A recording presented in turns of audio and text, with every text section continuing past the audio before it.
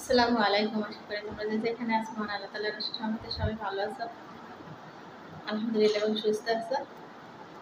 তোমাদের দোয়ায় ও রব্বুল আলামিনের অশেষ রহমতে আমরা সবাই ভালো আছি এবং সুস্থ আছি। দেশ এবং দেশের বাইরে যে যেখান থেকে আমাদের ব্লগ দেখো, আমাদের সঙ্গে আছে, আমাদের ফ্যামিলির একজন হয়ে আছে, তোমাদের সবাইকে ভালোবাসা এবং অন্তরাত্মা স্থান থেকে দোয়া জানিয়ে আজকে ব্লগটি স্টার্ট করলাম। অবশ্যই তোমাদের কাছে ভালো লাগবে। বাজে সকাল 8:30 সময় থেকে ব্লগ স্টার্ট করলাম। হ্যাঁ, তার সঙ্গে থাকবে, দেখতে থাকো। আশা করি অনেক বেশি ভালো লাগবে। ওই যে রান্না বান্না চুলাই দিলাম দুপুরের জন্য। পেঁয়াজটা ভাজা হয়ে গেছে, এখানে সব ধরনের মশলা অ্যাড করে দিলাম।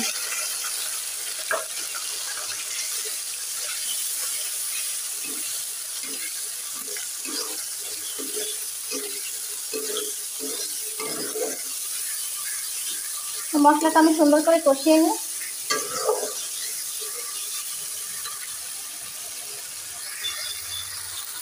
এখানে আমি এই যে মশলাটা সুন্দর করে কষিয়ে নিয়েছি, তেলও ছেড়ে দিয়েছে।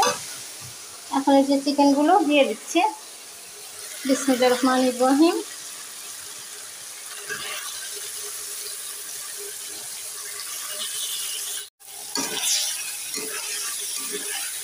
তো এখানে আমি চিকেনটা দেওয়ার পরে মশলাটা দিয়ে সুন্দর করে চিকেনটা কষিয়ে কষিয়ে তারপরে রান্না করব।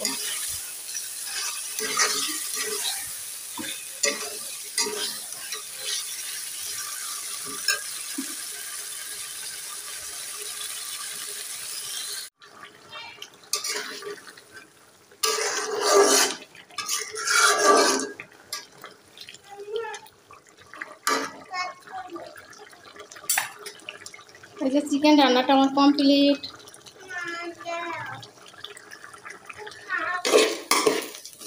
এই যে পোলাও রান্না করবো, এখানে চালটা সুন্দর করে ভেজে নিচ্ছি। এটা হচ্ছে পোলাওর যে চাউল প্যাকেটের, যেটা চিনি গুঁড়া চাউল, সেটা দিয়ে পোলাও রান্না করছি।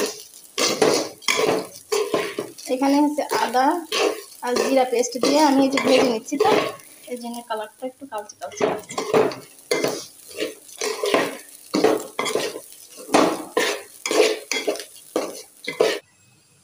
তো এই দেখো আমার পোলাও রান্নাটা কমপ্লিট। আমি একটু ঘি দিয়ে ঢেকে রেখে দেব।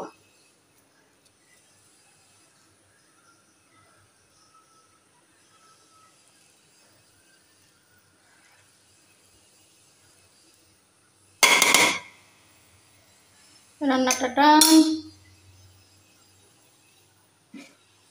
ঢাকনা দিয়ে ঢেকে রেখে দিই।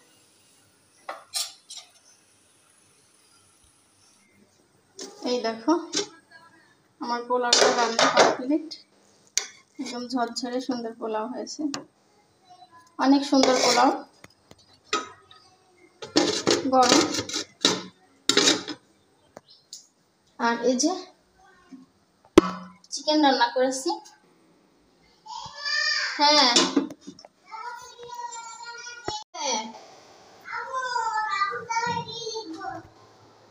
তো হচ্ছে দোকানে গেলাম পিছনে পোলার চাউল আনার জন্য। পোলার চাউল ঘরে নাই কিন্তু।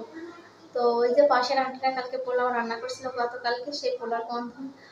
আমরা দরজা খুলে বাইরে যাচ্ছিলাম পানি আনার জন্য, বাইরে গেলাম এলাম, তো ওই দরজা খুলে মোহনা পোলার গন্ধ পেয়েছে। বলছে আম্মু আম্মু, মুরব্বীরা না, দুজন মুরব্বী থাকে, ছেলে মেয়ে ঢাকায় চাকরি করে, ওখানে সেটেল, ওখানে ফ্ল্যাট নিয়ে থাকে সবাই। আর মুরব্বী আঙ্কেল আন্টি একাই থাকে আমাদের পাশের ফ্ল্যাটে। তো বলছে, মোহনা বলছে আম্মু আম্মু, আমার হচ্ছে মুরব্বী আন্টিরা না হচ্ছে পোলাও রান্না করেছে, গোশ রান্না করেছে, সুন্দর সেন্ট আসছে, আমি খাবো আম্মু। ছোট বাচ্চা, বুঝতে পারছো। তো কালকে আর হলো না, আজকে যে চাউল নিয়ে আসলাম দোকান থেকে, চিনি গুঁড়া চাউলের প্যাকেট নিয়ে আসলাম 1 কেজি। নিয়ে এসে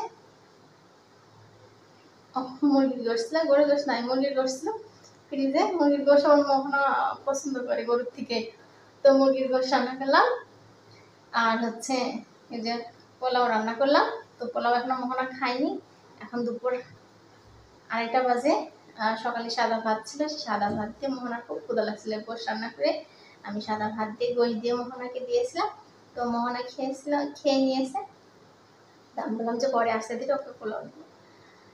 তো তারপরে আবার কি করছে, আবার সকালে আমরা বাইরে বের হয়েছি গেট খুলে, একটু সামনে পরে বাসার সামনে হাঁটছি, আর ওদের জানালা খোলা, খালি পরে বসে আন্টি পোলাও খাচ্ছে। আর ও মোহনার চোখ গেছে, আম্মু আম্মু দেখো এরা পোলাও খাচ্ছে। আমি চাচ্ছি আমার কালকে আমি নিয়ে এসে রান্না করে দিব। তো এই হলো কাহিনী, এই জন্য আজকে পোলাও রান্না করলাম। মাঝে মধ্যে আমার যখন খেতে মন যায় তখন আমি রান্না করি। আর আজকে তো গতকালকে থেকে মোহনার বায়না, এই মোহনার জন্য পোলাও রান্না করলাম। রান্না বান্না কমপ্লিট করে তো উঠলাম, গরম, প্রচন্ড গরম, কারেন্ট ছিল না, অন্ধকারে রান্না তোমাদের সঙ্গে শেয়ার করেছি, মোবাইলে আলো জ্বালিয়ে রান্নাটা শেয়ার করেছি। কারেন্ট ছিল না, একটু আগে কারেন্ট আসলো, পানি টানি খাওয়ার ভরে নিয়ে আসলাম, নিয়ে এসে তো বসলাম। তো আজকে গোসলও হয়নি, নামাজও হয়নি, রাত্রে জ্বর আসছিল তো এই জন্য গোসল করলাম না। তো নামাজ কালাম হয়নি, এখন চারটা খাবো, খাওয়াটা তোমাদের সঙ্গে শেয়ার করি, ঠিক আছে? ওকে মামা।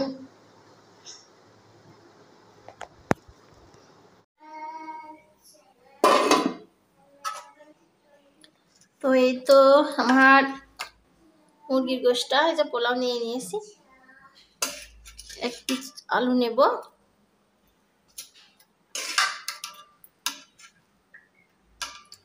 আমার আবার বেশি ঝোল ভালো লাগে না, তো এটাই নিয়ে এখন আপাতত খেয়ে নিচ্ছি।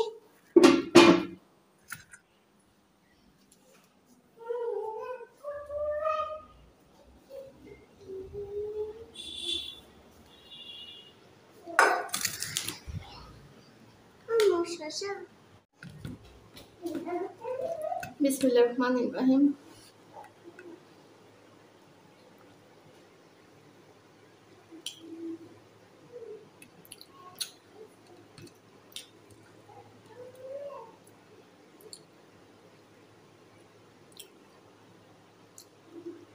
মোহনা, বুড়িমণি, ও মোহনা, মোহনা আসো মা।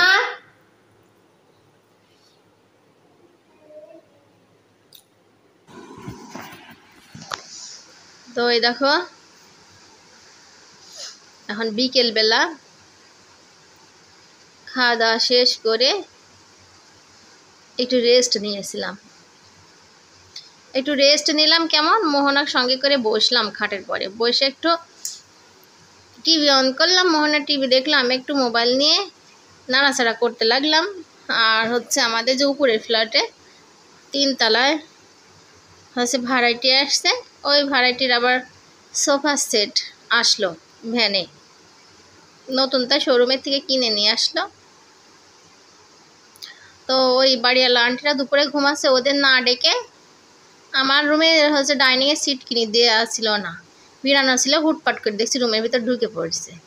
আমি বলছি কে কে কী হলো? তো বলছে যে বাড়িওয়ালা আন্টিরা ঘুমাচ্ছে, আপনার চাবিটা দেন না, আমার এই সোফা সেট আইছে। তো আবার চাবিটা দিয়ে মোহনা বারবার বলছে আম্মু বাইরে যাব দেখবো, বাইরে যাব দেখবো। তো এগুলো দেখালাম, তখন কি আর ঘুম হয়, শোয়া হয়? একটু হল না।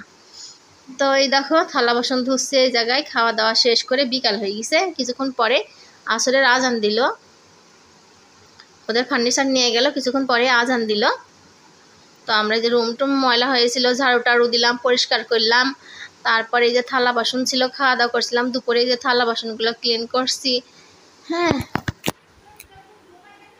তো থালা বাসন ক্লিন করে ধুয়ে আবার দেখো চুলাটা ময়লা হয়েছিল, রান্না করলে তেল ঝোল সব ছুটে পড়ে, ছিটকায়ে পড়ে। তো মুছলাম, মুছে শুকনো কাপড় দিয়ে আবার চুলাটা মুছে নিচ্ছি,